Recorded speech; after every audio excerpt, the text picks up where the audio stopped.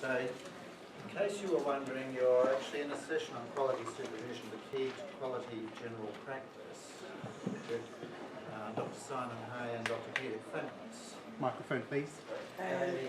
So you need this for the stream. Okay. Did you acknowledge the traditional owners? No, I haven't yet. So, welcome along to the afternoon. Hope you enjoyed your lunch.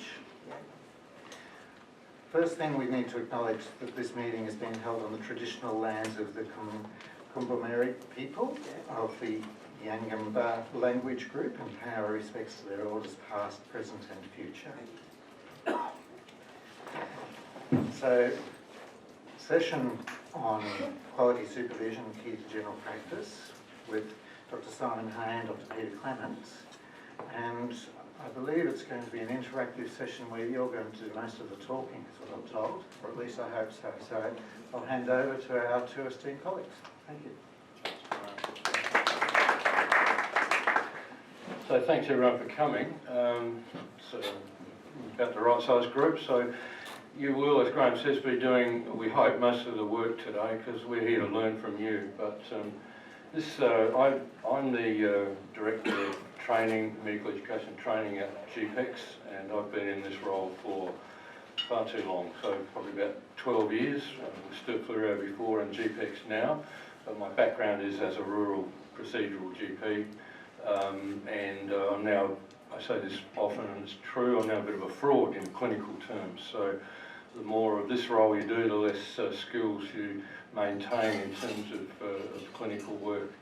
So Simon, on the other hand, is a senior medical educator with GPEX, joined us at the start of this year having had the same role, possibly even a larger role with Adelaide to Outback beforehand.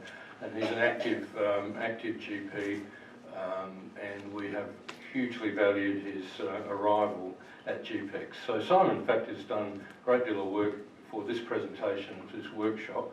So I'm going to try, as difficult as it is for me, I have to say, not to talk too much, and you'll be pleased to know that you'll hear more of Simon than me. So just let's see if any of this works. It is working, okay.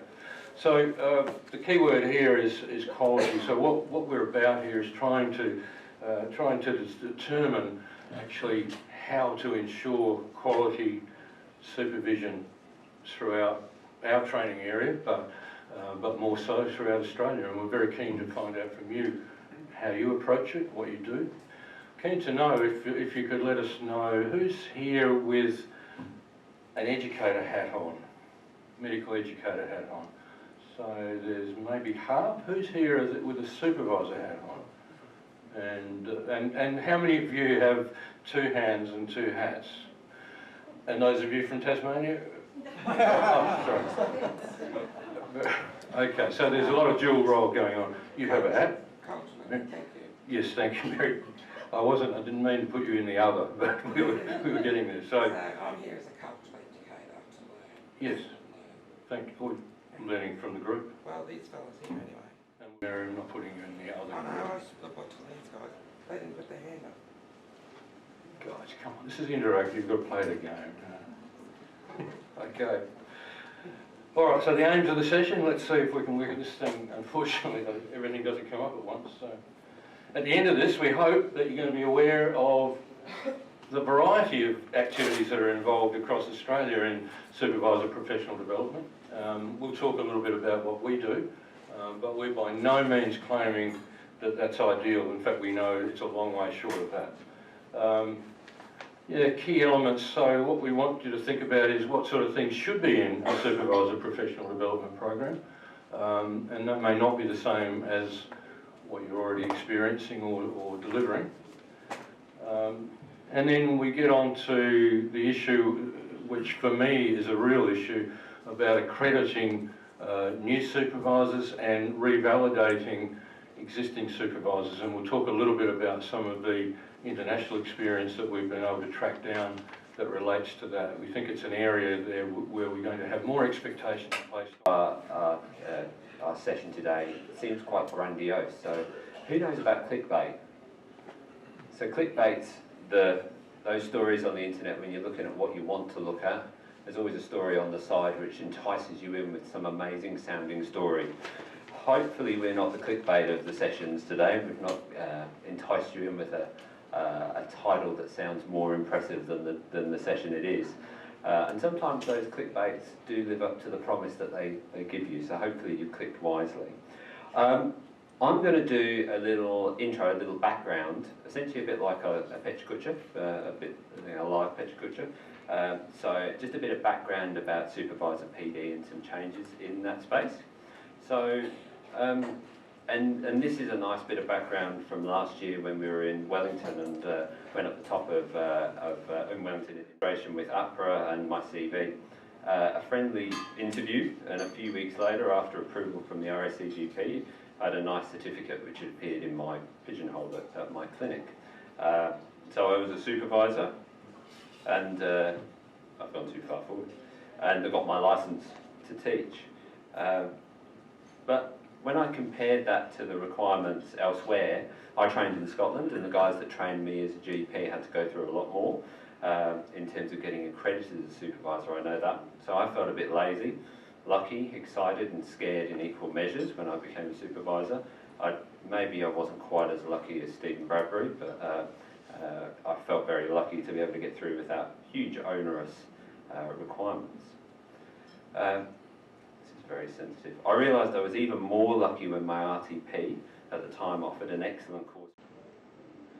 But as an RTO, we have an obligation to ensure supervisors have been taking part in ongoing supervisor PD and engagement around their role. We have a contractual obligation and an obligation to ensure our registrars have the best learning environments, and very importantly, we have an obligation to support our supervisors who are the foundations of the GP training program. By ensuring supervisors take part in ongoing professional development, we hope to build their skills and abilities as supervisors, and in turn make the GP training program more effective. Historically, you're probably all familiar with this, there's been one arena that RTP approved supervisor professional development's taking place in, and that's been the supervisor workshops. And I'm sure any of you who are involved in teaching or have received the teaching or the training in those areas appreciate. It's a real mixed bag with differing styles and approaches. Sometimes as an RTO what we try and deliver really hits the mark, sometimes less so, sometimes it goes down like a lead balloon. Some of the sessions that need to be delivered in supervisor workshops can be really quite dry. They can be the nuts and bolts of the program, the latest assessment program, the latest IT update,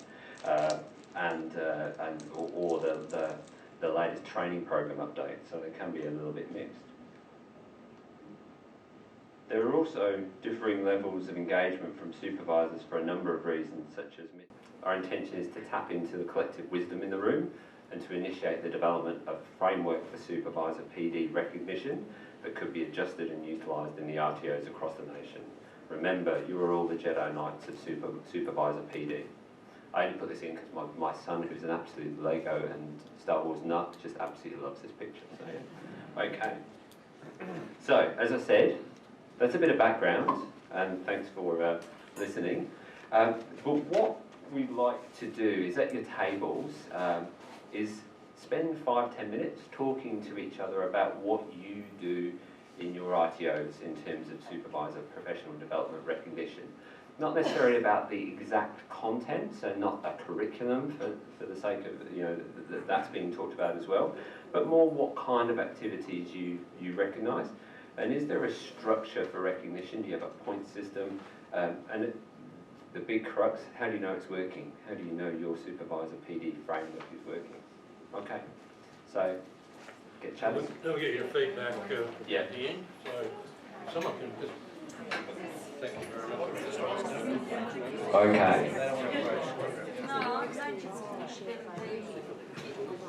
Alright. I'm just going to come around the tables. That's not good. That's not good. Moving too close to the live stream.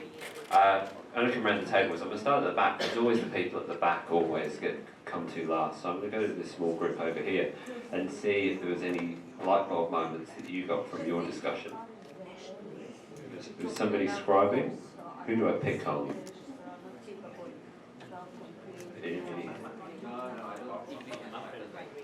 I'm going to pick on you.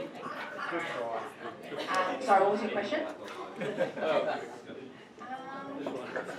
I think we have some of us from GP Synergy and others from RVTS, and I think we were talking about the lack of PD actually,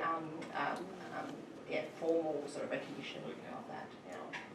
And that may be the case with a number of groups that we find out that we don't have massively controlled and constructed systems. Now, who on this table was scribing? Were you scribing, Jill? No, you got paper in front of you. I'll give it to you. We talked about how difficult it was, and we all had different things, but none of them were tick-off things, and that some people really struggled to know what they should be doing as a supervisor and felt a bit insecure about what process they should be doing, what they should be teaching, what should go in the learning plans, what's expected of them, that sort of was difficult. And that some of that was because the training organisations were new and they were still inventing this, but yeah, people felt a bit wash about that, and that there were supervisor training things, but supervisors were very busy people and did a lot more than they felt that they were, they couldn't fit anything more into their lives. I think, is that a sort of a summary? Yep. That extra webinars and things, even though they were there, they didn't do them because they were just so busy. It's always worth us remembering, thanks Jill, that as a training provider, we 100% of our life is looking after registrar training, but as a supervisor, it's only a very small part of your life. It's a small fraction. So as you say, squeezing in all this supervisor PD whilst doing everything else can be difficult. Now, this table, does anybody scribing? Does anybody have a light bulb or anything they discovered? If not, I'll move on. I overheard Oh, some really moving on interesting by. discussions. Oh, so they do have things that they should be. They should be reading revealing, particularly from Synergy. We had, I think about half GP Synergy Northern Territory General Practice Education, and I don't know. Sorry? New South Wales. Right. So there's a bit of a consensus, I think, from Synergy, including someone who's on the Committee of Supervisor Education, is that right? That, again, there's a lot of, even for very, senior supervisors, confusion, I guess, about is there accreditation, how do you get it? We've generally agreed that webinars and face-to-face workshops are certainly accredited, but certainly that's in the melting pot about how that's going to happen. Certainly the time and payment thing is an issue, particularly GPT3 and beyond. There's no formal payment. It does take time. And a lot of angst about navigating G-Prime, where to find what is supposed to be excellent CPD resources for supervisors if you can find them. Is there anything else? Thank you. I'll go to this table. Roberto, I saw you were describing. We had a combination of GP Synergy, GPTQ and GMT at our table, and there was a range of CPD available, the usual supervisor workshops. A pearl for me was GPTQ have a point system that supervisors need to get a certain number of points, and one of the ways that they can do this, because it's shared amongst the supervisor team, is if a supervisor attends a workshop and then they call a meeting in the surgery with their other supervisors and share their learnings from that workshop, then they are awarded points for that. And what I really love about that is that it increases that sense of a supervision team, actually in a practical sense, rather than individual supervisors who are silos, because the standards talk about a supervision team, but how do we actually help facilitate supervisors working as a team? So that was a pearl for me. Great, fabulous. Now over to this table. You're being nominated. Right. I should have gone to the person that nominated that. We talked about our general lack of knowledge of what's actually required to be a supervisor. And my own confession is that I suspect that I've never once complied, even though I've been a supervisor for most of my GP life. And I'm yet to be struck off. And we also talked about the difficulty of, the bottom line as educators is that, not that the educator as in not a medical educator in that sense, but we are all educating our registrars. If I'm taking a tutorial, I want to know that they've learned something and that their practice therefore changes from that learning.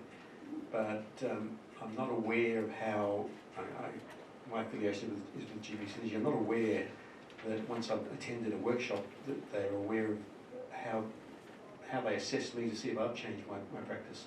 So there's not a good system for training that gives feedback to the trainer of the trainer. Thank you. Now, last but not least. I have a question as well. I'd like to know what are the communication. How is the communication between the educator and the supervisor? And the education session, which will be, I think, twice per term for any registrar, what are the requirements and how often has to be the surgery and the supervisor to be informed? Because I noticed some educators, they just come without even saying anything to the supervisor that they are coming. They just send email to the registrar in the night before, I'm coming tomorrow. I think that might sit out the remit for this session, because that's more about external clinical teaching visits and how your individual RTO organises them. And I know that that's probably very different across the different RTOs. I mean, we would hope that supervisors were included on the emails and the telephone trails as to when a registrar's come in, but I think that sits outside of which RTO are you with? So GP Synergy. So it's probably best to go back to GP Synergy and talk to them about how they schedule their external clinical teaching. They're all a wee bit different, all a little bit different. So yeah. Now, last but not least, this table. This is the most knowledgeable table I've been told. So who's being nominated or nominated themselves? You're being multiply nominated. I'm actually from GP Synergy, and we have a whole series of educational opportunities for supervisors, but from discussion at the table, supervisors don't seem to know about it.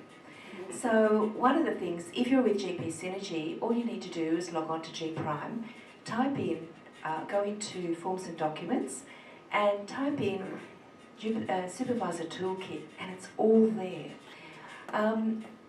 GP Synergy has acknowledged the fact that we have a lot of experienced supervisors, and our basic premise is that these supervisors need to be credited for their own training. As a new supervisor, supervisors are invited to attend either a face-to-face one-day teaching program, which is about teaching, not medicine. Alternately, for those who can't attend, there are Monash-produced online modules, and once you've completed that module, that credentials you as a new supervisor. All supervisors from previous RTPs were automatically rolled over and given accreditation as supervisors with our program. Ongoing CPD can either be attended with webinars that are provided by GP Synergy, but also we know that supervisors attend many other things, and we have what's called a recognition of alternative CPD. So all you would have to do is nominate the program. For example, those of you who attended here, you would nominate that you attended GP Tech. Then you fill out another form that asks you to reflect on the various competencies that a supervisor has and how attending this program or this series of lectures has met the competencies or has contributed to expanding your knowledge. So there are opportunities, but I think we need to work on informing supervisors of what's available. As an example, if you're an RACGP college examiner, that's acknowledged as part of your CPD, and in a 3-year cycle, that would be credited as one activity. So we don't want you just to do exams. If you're a CT visitor, for instance, then if you do 3 visits per term, you get credited for that. Each of these activities also requires you to attend sessions with, for example, as an examiner, you need examiner training. How best can you learn about the exam? By being an examiner. So of course that's credited as CPD. So there are a broad number of options, all in the supervisor toolkit. As I'm a mature person, my tech savviness isn't fantastic, but I've learnt over time that this magic black box does contain really interesting things if you know how to get in. So if you have trouble getting in, call your practice liaison person and they will help you get in, and Supervisor Toolkit, it's all there. Thank you. I feel like we're running a synergy workshop. I hope that's helping. I'll hand back to Pete so that he can move to the next section. Well, thanks for all that. I'm having a little bit of a go at recording some of what I think are important issues, and clearly you've got a way to go. One of the, if I can go back to this, one of the things that I don't know that we've addressed terribly, but hopefully it'll come up in the next sessions, is how do we know it's working? And for me, that's the key to this whole workshop. How do we know what we're doing is working? As long as we actually know what we're doing in the first place, then we've got a chance, but we need to know what it is we're trying to achieve. So it's quite a difficult area, I've got to say. So let's see. I'll share with you a little bit of what GPEX does. And it's not an awful lot, and it's probably very similar to what many of you are doing. So we run 4 days of professional development through the year for supervisors, so supervisor workshops, but our requirement is for, it looks like the requirement is for a supervisor to attend 2 days at least of those 4 each year.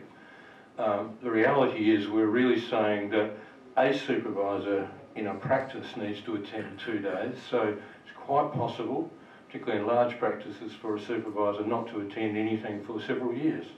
And of course they may say, well, that was a good thing, because we didn't learn anything last time anyway. So we don't have any mandate that they take what they've learnt or what they've been exposed to at a workshop back to their practice and formally attempt to pass that knowledge on to the rest of the staff. But that's one idea that I've already gleaned from today that may be very useful. I think that was a terrific idea.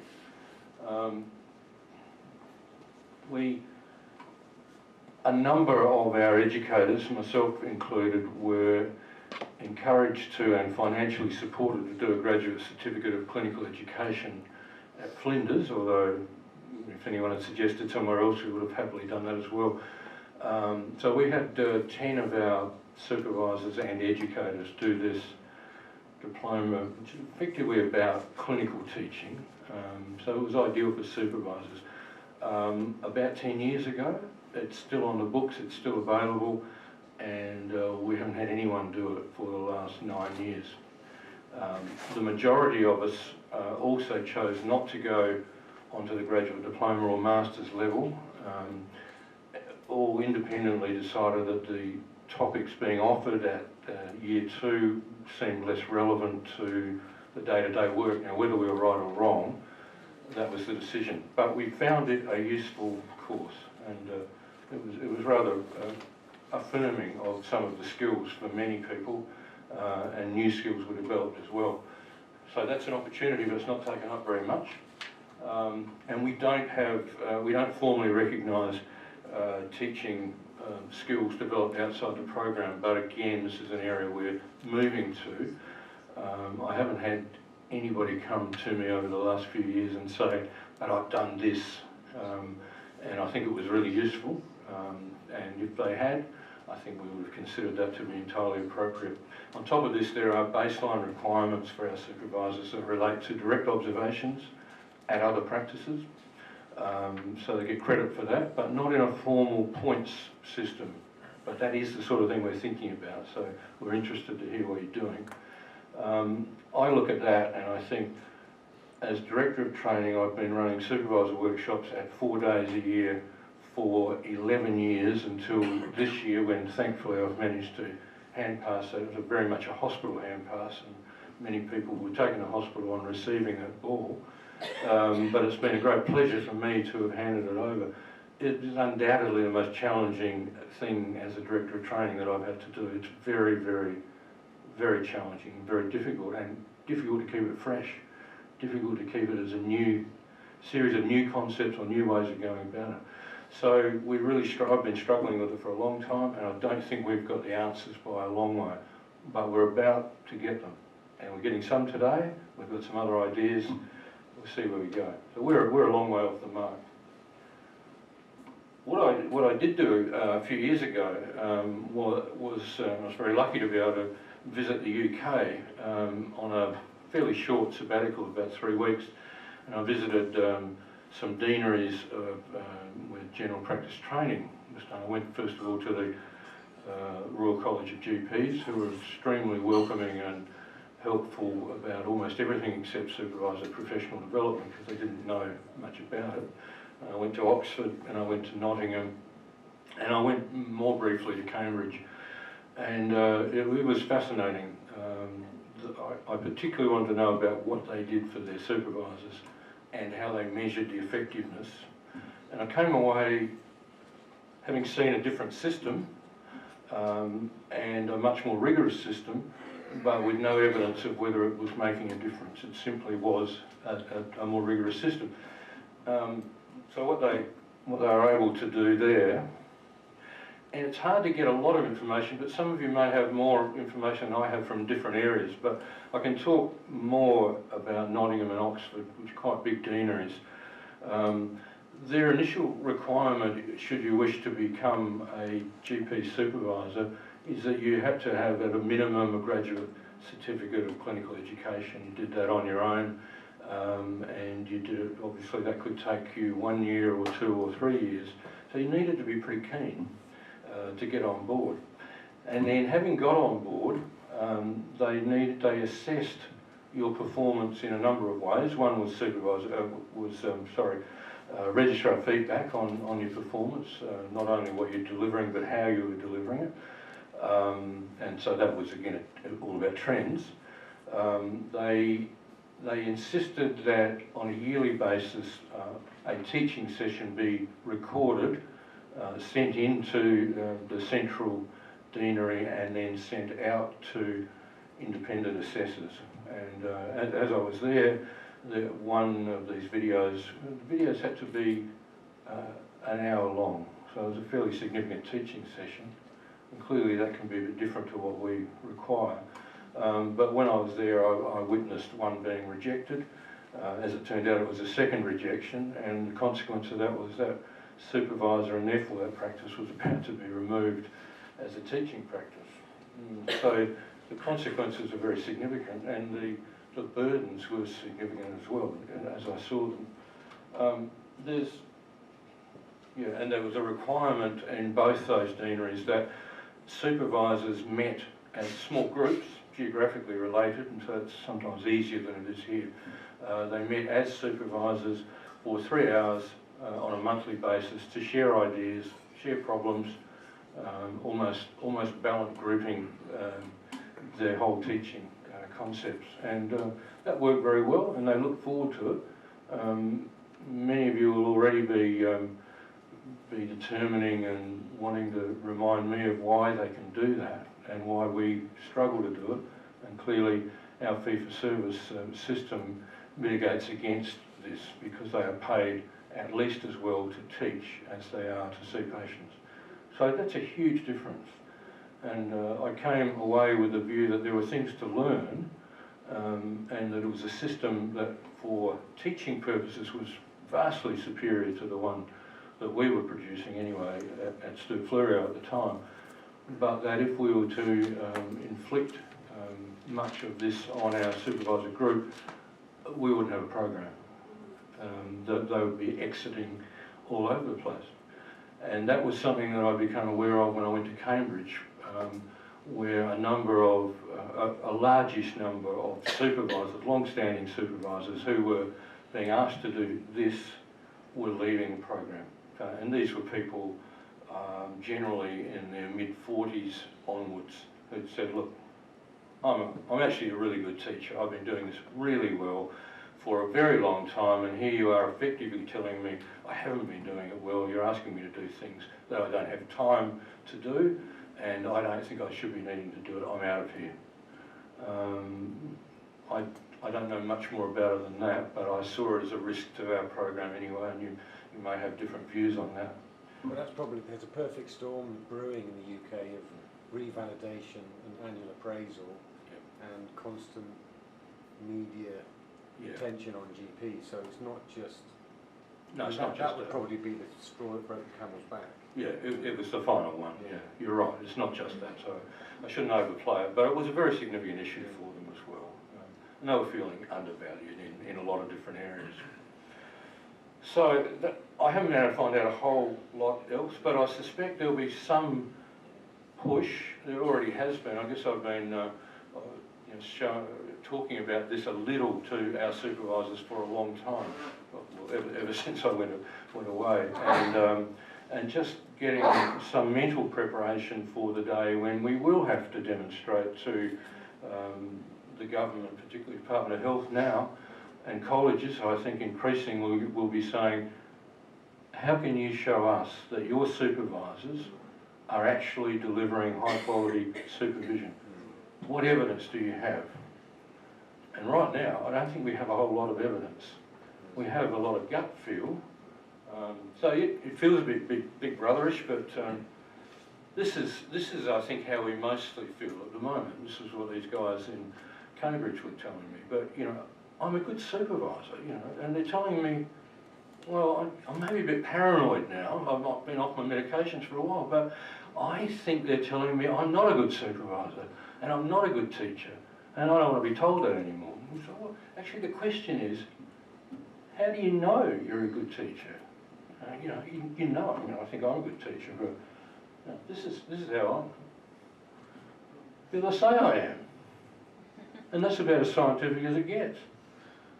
And maybe some of my registrars say I am too. Well, what would they know? You know, maybe they just had a really good time. But did I teach them anything? Did they learn anything from me as a supervisor? Did I learn anything from them? And is there any potential consistency about the approach which will ensure that not only did it work well with this registrar, but it will work well with successive registrars over a long period of time?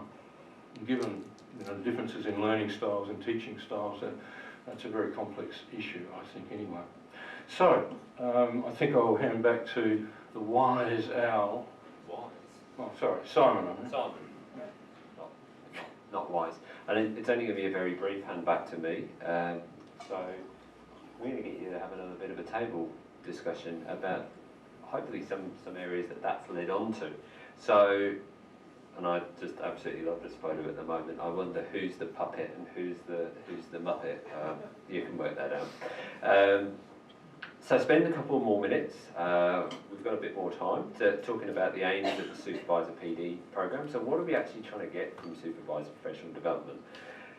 What forms of Supervisor Professional Development could be used to achieve those aims? And following on from what Peter said, how might we measure the effectiveness of that? And it was talked about out there. How do we know that what we've provided in terms of Supervisor PD, or what they've digested in terms of Supervisor PD, is actually making a difference? So again, at your tables, if somebody can write down any pearls, any nuggets, any light bulb moments, we'll give you about 5 minutes, and then we'll feed back again. Okay. Okay. So, in the interest of time, I'm just going to quickly whip around the room again. And if there's, I mean, it's really about those kind of light bulb moments, those aha moments. I might start at this table. Is there anything that jumped out? I mean, we're asking you to solve one of the world's problems here in 5 minutes, but you've had the piece of paper shoved at you. Thanks, Nigel. I think, Simon, one of the things we talked about, we wanted to be cautious that whatever it was that was used to measure how effective our supervision wasn't just related to the input. In other words, the time that we spent doing it. It was more about somehow measuring qualitatively what it was. And perhaps we've got an opportunity to drive that as supervisors ourselves, to actually say, you know, the outcomes are what the registrar gets out of the term in terms of observing supervisors in practice and making relationships with supervisors, etc. But also we felt, rather than have it assessed too much from a top-down perspective, we talked about the philosophy of peer review and having other supervisors perhaps review each other's practice within a small environment, and of course of self-reflection. So being able to demonstrate that you underwent self-reflection as a supervisor as to what you did. And then perhaps there would be some uptake of it rather than it being top-down and box-ticking in terms of what you delivered. Fantastic. And I have to say, the idea of peer reflection and supervisors networking in small groups is something that we've started talking about at GPEX as well. So maybe I'll go to this table next. So we looked at the goals being particularly about safety and quality of patient care, and that that transference is going to be affected by the relationship between the supervisor and the registrar and the effectiveness of the transference of knowledge and skills.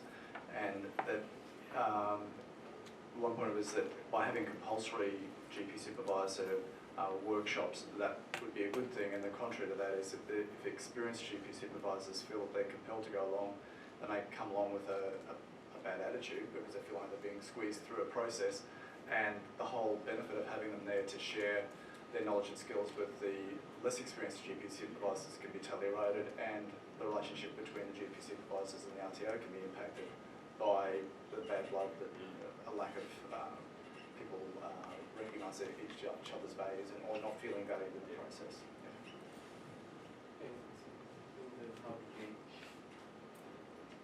Yeah, the gauging the effectiveness, I think we thought that a feedback from the registrars, the medical educators when they visit, ACT visits, the support staff of the RTOs, as well as the colleagues and other supervisors.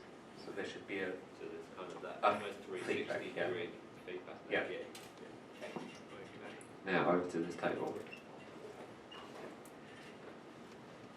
We didn't talk about this, but I'm going to share it anyway because I think it's a good idea. One of my favourite activities that we did at a supervisor workshop put together with a colleague of mine, Patrick Kinsella, who's not here, was an OSTI.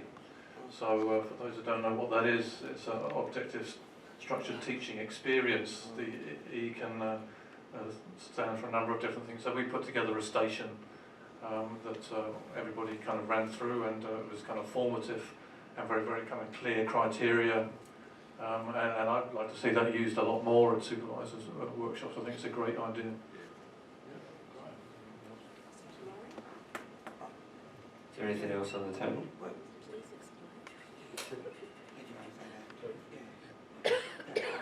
Thanks. I just, I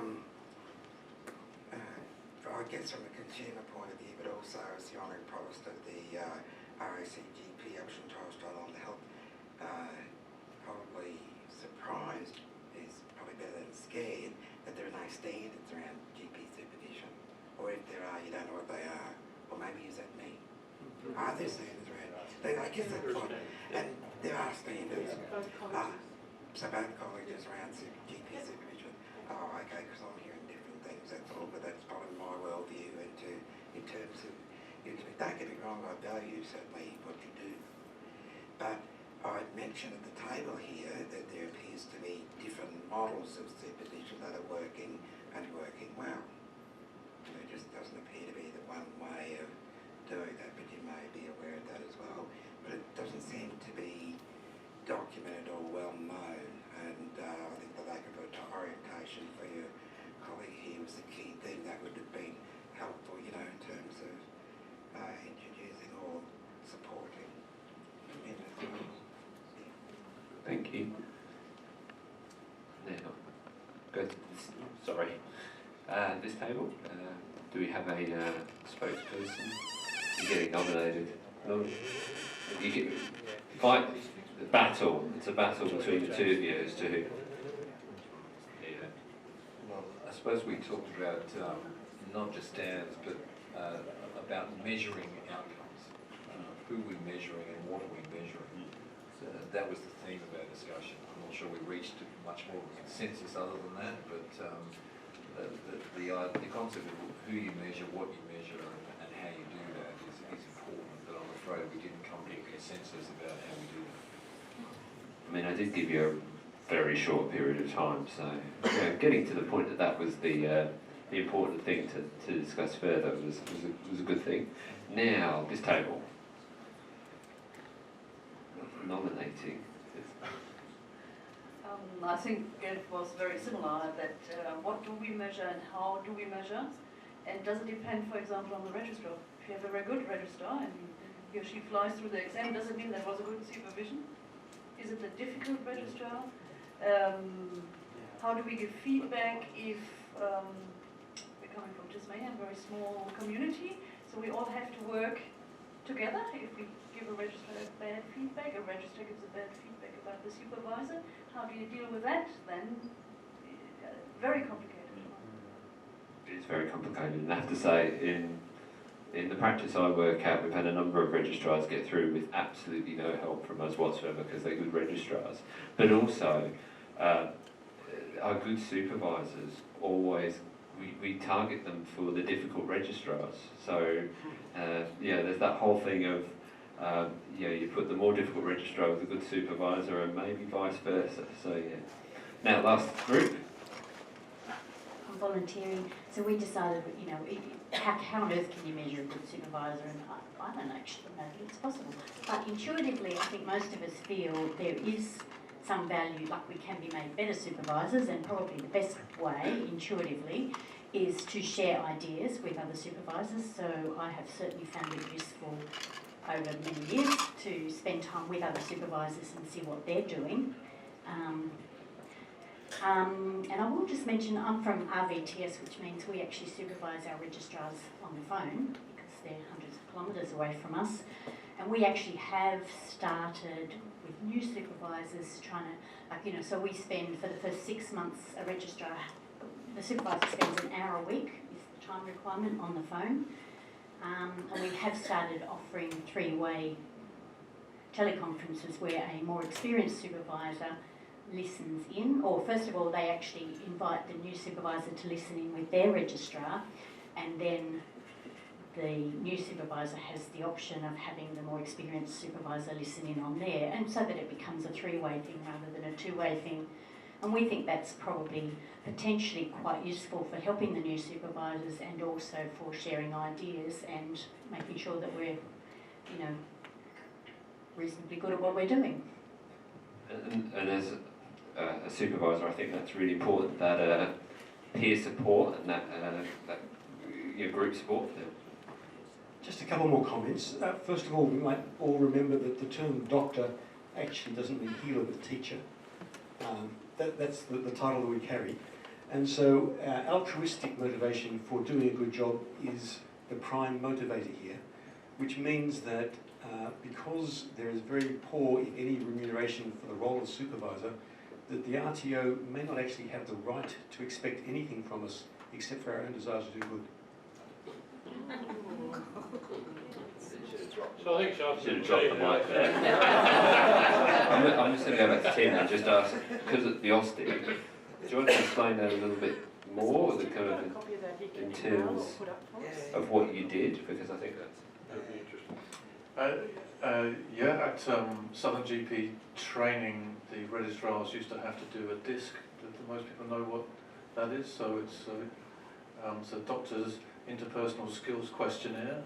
So I think like 50 patients are asked to fill in a questionnaire about the registrar. They get sent off and a report is generated, and we delegated the responsibility of discussing that report to the supervisor in the registrar. And we didn't think that was being done very well. It was reasonably costly, so we put together a station where there was a report where there were a number of issues for the registrar, and we got, it's a kind of bit of a faux OSTI, we got the one of the supervisors to role play, the registrar and the supervisor, and we had a third supervisor who was the examiner, and we developed a load of criteria for what a good feedback session would be around that particular sort of station.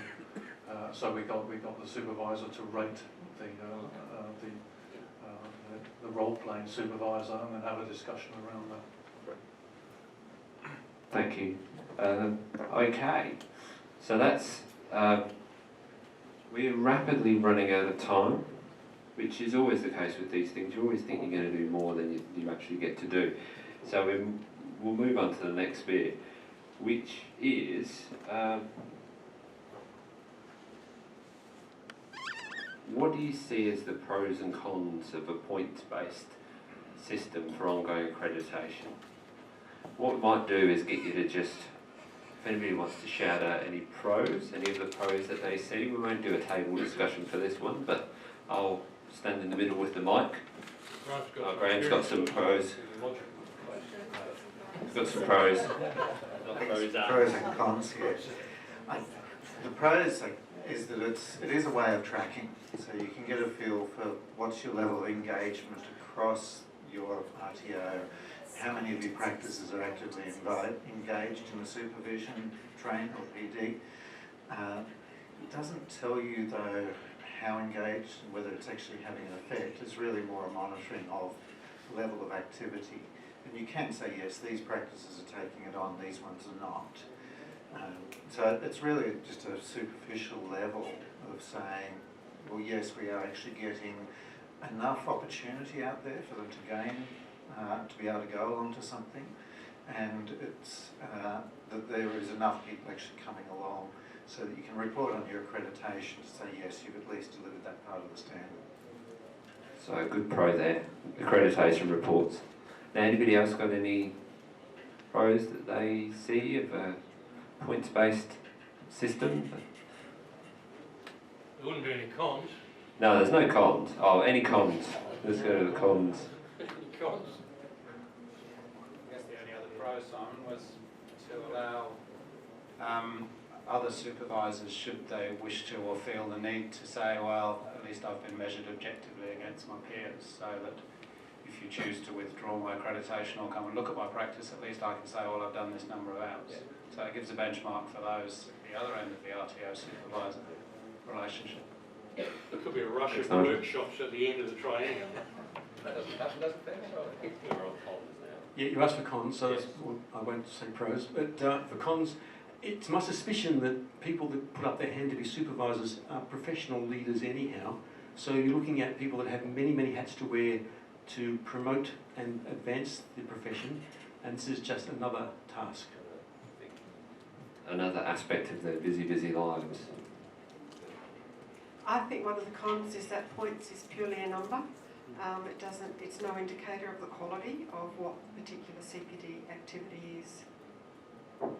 And I think that's something we've been wrestling with in terms of events that are outside of our control, put it that way, how good quality it is, and how much review do we have to do of those events in order to make sure that they meet standards and they're up to scratch. Question on that for you. A question on that. Would you actually recognise this event as being suitable for supervisor PD if you had a supervisor attending? I knew you were going to ask that. As I was saying, I thought, here's my shovel, I'm digging my own grave here, aren't I? Well, it's high quality, that's clear. Do we all agree? Yeah, are you talking about just this event, Graham, or the whole thing?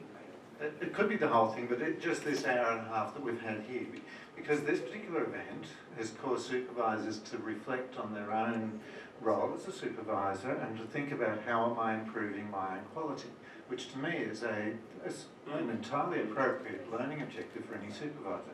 So I'd be quite comfortable recognising this because I think it's probably better than sitting and talking to them for an hour and a half. I would agree. I have to say, when I do supervisor workshops, I shut up for most of the hour and a half and let everybody else talk and workshop ideas, because I think that's really valuable.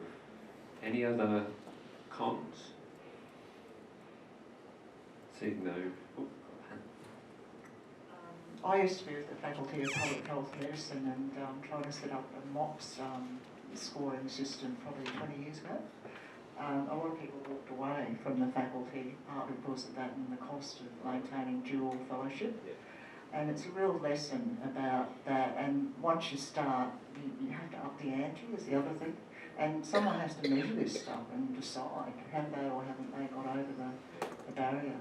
So from your experience, any words of wisdom? Well, you know, I think it's going to be mandated. But I think how much the colleges listen, for instance, not to mention Department of Health, is a pretty important question. I suppose, do we think that being ahead of the game will help us to influence and shape what the colleges ask for? Just throwing it out there. One more cons. If you have a points-based system and somebody fails, what are you going to do about it? Probably the same as we do now. Yeah. Once, twice, 3 times, and then they and can then pass 4, 5, 6. How many shots do you get in the exam? Now, did I see a hand up over here? The question I ask is about the point-based system for ongoing accreditation of supervisor is that there are many GPs in this country, but there are only so many who are volunteer to be GP GP supervisors. Why is that? We need to answer that one first before you start talking about accreditation, because most the people who are GP supervisors, the remuneration for the effort spent is just not there. I mean, you could spend better time making more money by seeing patients and then dispensing with your discussion time with your registrar and the training time for your registrar. So basically, you're talking about a group of people with noble ideals, wanting to improve the law of the profession and wanting to train good, competent general practitioners for this country. So why is it that, you put another imposition on a group of so-called, might regard as being volunteers, if not semi-volunteers, already? Why? Well, because we have a lot of registrars who are going to be our colleagues in general practice looking after old people like me, and it's a training program. It's actually a training program. So if we can, in order to actually legitimately say we are providing a training program, then we need to do it well. And if it's not appropriate, I mean, I agree. I think most people who get into this for altruistic reasons, so they want to give back, they enjoy teaching, it breaks up their week and their month and their year, it's something different, and they get a kick out of it, as long as the registrar doesn't cause trouble. However, there are also, this is our experience and maybe nobody else's, but there are also a lot of practices, and I'm not being critical about this, but realistically are in this primarily because they are short in workforce, and they want to solve, at least temporarily, a workforce issue, and as the trade-off of that, they're prepared to be supervisors. So not everybody is in it for the same reason. It's not as simple as that. I wish it was, because we probably wouldn't have this conversation. So what you say is clearly right for you, and almost certainly for everyone in this room. It's not true for everybody. And I suppose it's reasonable saying that at least an RTO-based point system, rather than one dictated by the Department of Health or the colleges, potentially could actually lessen some of the burden. I mean, there is a fact. Supervisors are supposed to do some professional development around their role. And if they can do some of that in their own time, in a way that engages them, in a way that they enjoy in a different environment than a supervisor workshop, or by doing clinical teaching visits, or they're examining all these opportunities, then it may take a little bit of pressure off them, at least for now. Now, whether or not that would change when the colleges and the department gets involved, well, probably. Sorry about the formatting of this slide, but I suppose a couple of others that I came up with. It is essentially a supervisor-centric model, in that if you don't like what's on a supervisor workshop, you don't have to go to tons and tons of days of those. You can go looking for something on the web. You can go looking for something elsewhere. Use the GP SN the modules that they produce online. I suppose for us as a bunch of RTOs, it's potentially cheaper because we can outsource a little bit of our training, and there's a bit of less medical educator time involvement. And you know, in the new world with a bit less money around, that may be very useful. And there's the potential for us to share resources between the RTOs nationwide. And again, in this new world, that's an important aspect of the training organisations. We pretty much talked a bit about control of resources. I suppose the one that I thought was, if you're not getting much face-to-face time with your supervisors, they're not coming in for supervisor workshops, you lose all that networking, you lose all that time where you're able to actually meet them, see them face-to-face. And supervisor workshops, they're workshops for a reason. They're not called training days, they're not called education days. A big part of the day is just talking to your supervisors and supervisors talking to each other like you've been doing today. Anything else you wanted to say, Pete, about that? No? Okay. All right. So, as I say, we're rapidly running out of time. I did have another exercise, but it's way too long for the time I've got left, so it's now going to be homework. And look, it's a launching point. I mean, you've all had great discussion today, and I've certainly learnt a lot from all of you. And there's certainly been a few nuggets that we're going to take home to Adelaide to talk about as an organisation and see what we can incorporate into our program. So thank you very much for being so open and discussing. But again, a bit like the last exercise, I was going to ask you to solve the world's problems in 15 minutes.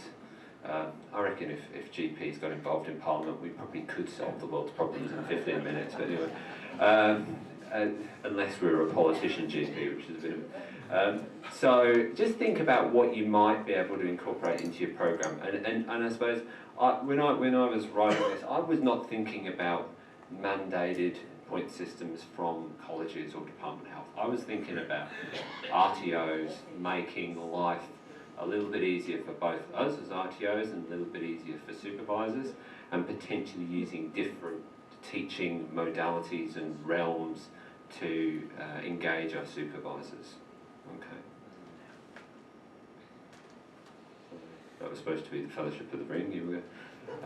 So where to from here? I pretty much said. I hope that you've if you've learnt one thing, if you've got one piece of wisdom from somebody else at your table or other tables that will help you go off and adjust things in your training provider, that's fabulous.